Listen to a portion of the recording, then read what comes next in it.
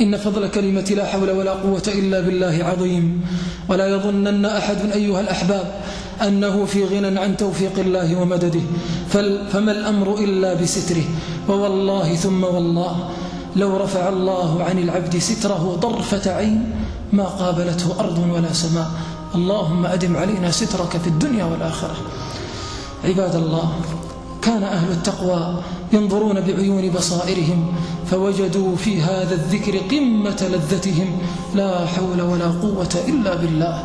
ما أجمله من ذكر يقوله الصالح وهو يعترف لربه أنه لا قوة له على الاستمرار على الطاعة إلا بمدد ربه وعونه، فيأتي المدد والعون من الله.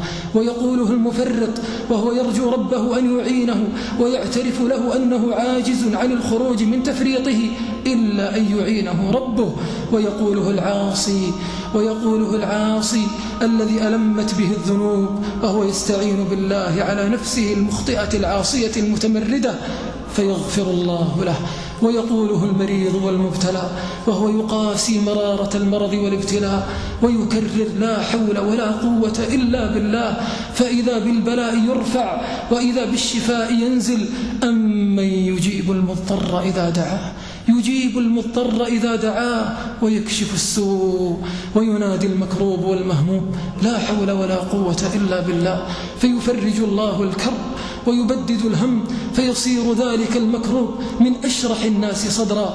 قل الله ينجيكم منها ومن كل كرب. تأمل حال ذلك الصحابي الذي جاء إلى رسول الله صلى الله عليه وسلم فقال له: يا رسول الله، إن ابني أسره العدو وإن أمه تفطر قلبها على ولدها. فقال له صلى الله عليه وسلم: كررا لا حول ولا قوة إلا بالله.